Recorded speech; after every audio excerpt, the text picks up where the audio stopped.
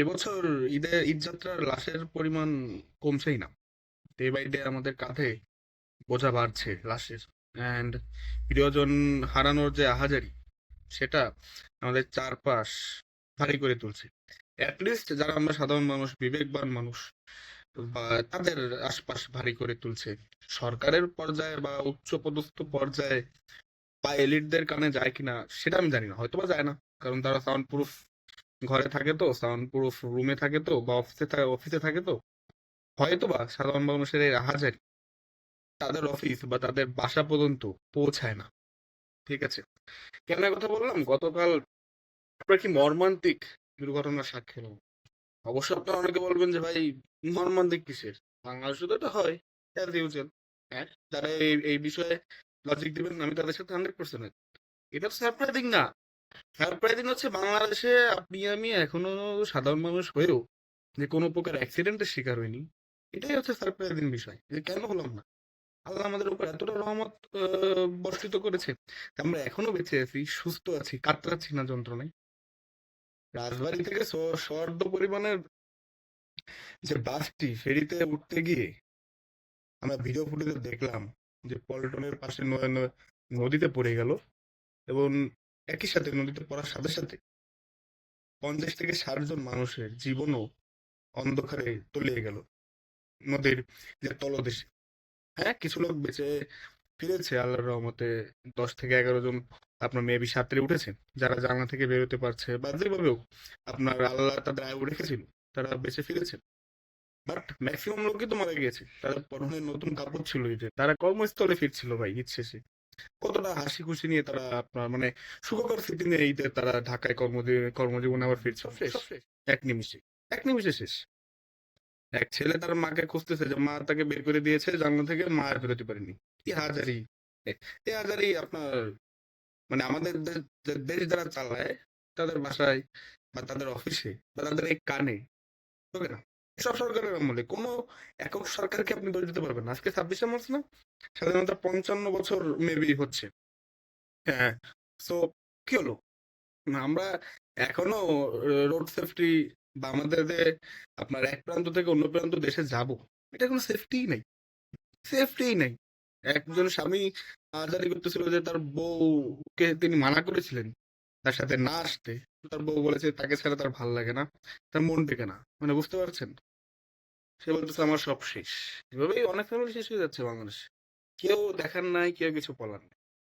Just পরে আর একটা ঘটনা ঘটবে, হয়তো এরপর আমার আপনার সিরিয়াল এদেশে।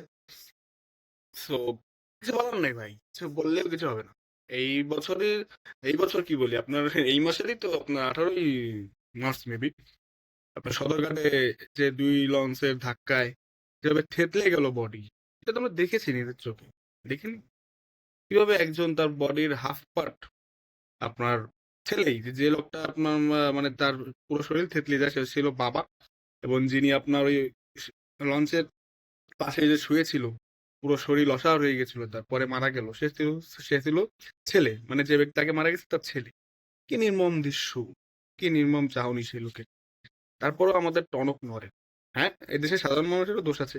আমি দেখছিলাম আপনার এই ঘটনা ঘটার পর তারপরে কিছু মানুষ ঝুঁকি নিয়ে লঞ্চ উঠছে। তাদের সময়ের মূল্য এত ভাই, কি বলবো। আমি নিজে নিজে দেখেছি, আমি নিজে আপনার যখন এই ঢাকা যাওয়ার সময় যখন ওই ফেরি পারাপার করেছি, তখন ব্রিজ ছিল না। তখন দেখেছি আমি যে মানুষ কেয়ারলেস, যথেষ্ট কেয়ারলেস।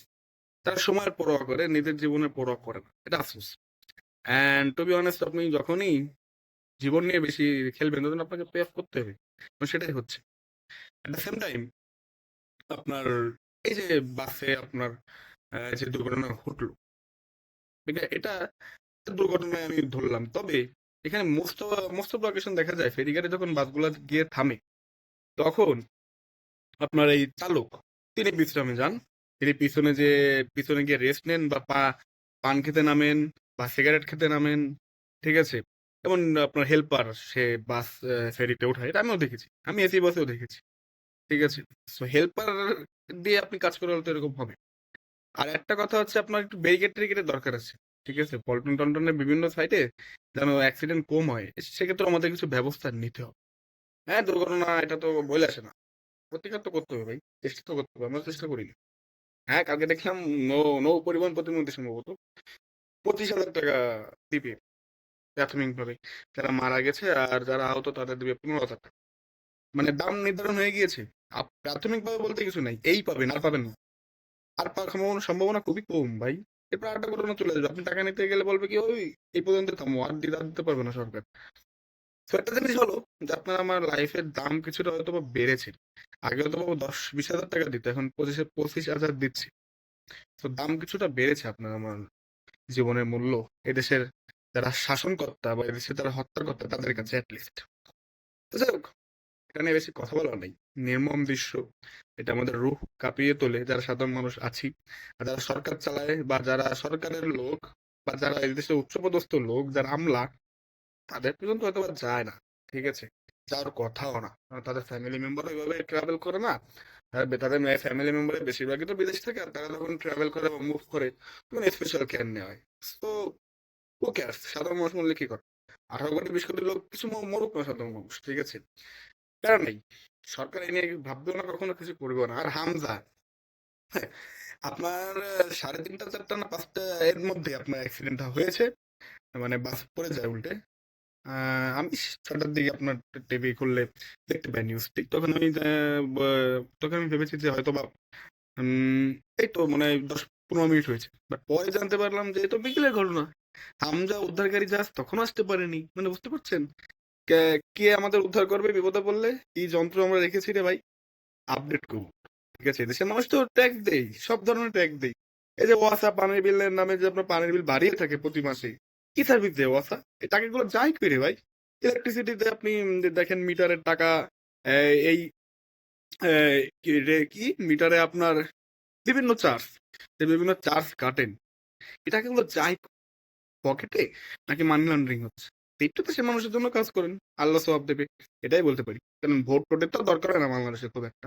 সচরাচর দরকার হয় না। ঠিক আছে? So, মানুষের জন্য একটু কাজ করেন। টাকার ছাত্র হিসেবে এই দেশের মানুষের জন্য কাজ করেন এটলিস্ট। হ্যাঁ, একটু দয়াই করেন যারা আপনার বিভিন্ন গুরুত্বপূর্ণ পজিশনে রয়েছেন। এদেশের মানুষের উপর দয়াই করেন এটলিস্ট। তাও যদি মানুষের জীবন একটু বাঁচে, সাধারণ মানুষ তো, যদি বাঁচে, সাধারণ মানুষের কাছে আবার আপনার তাদের প্রিয়জন নেই অনেক। ঠিক আছে? আপনারাও তো আর টাকার পিছনে দৌড়ান সারাদিন। বুঝতে পারেন না লাইফের মর্ম। ঠিক আছে? বাট সাধারণ মানুষের কাছে, গরিব খেটে খাওয়া মানুষের কাছে তার প্রিয়জনের মূল্য অনেক। যা আপনি এই 25,000 টাকায় চোকাতে পারবেন না। আর 25,000 টাকা সম্ভবত আমার মনে হয় কি ফেরত দিয়ে দেওয়া উচিত, বুঝছেন আপনাদের? 25,000 টাকা কি হয় রে ভাই? প্রথমে তো বলতে থাকি আপনি $10 বিলিয়ন দিলে একটা মানুষের জীবনের মূল্য হতে পারে না। বাট আমাদের দেশের সরকাররা আপনার নির্ধারণ করে ফেলে। ঠিক আছে? 25,000 টাকা দিচ্ছি আর আহত হলে 15,000 টাকা। হসপিটালে 15,000 টাকা কি হয়? কি হয়? উন্নত মানের চিকিৎসা নিতে গেলে 15,000 টাকায়? অনেক বড় বড় হসপিটাল আছে, সেখানে একদিনের ভাড়াই 15,000 টাকা। কেবিন ভাড়া।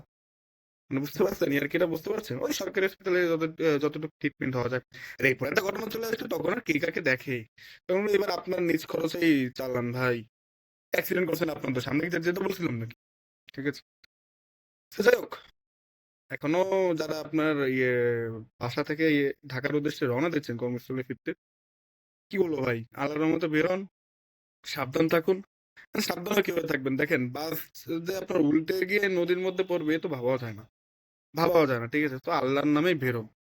কি করবেন? এদেশে জন্মিয়েছেন, সাধা এক তো জন্মেছেন এদেশে, তারপর আবার সাধারণ মানুষ হিসেবে। মানে সব দিক থেকে প্যারা।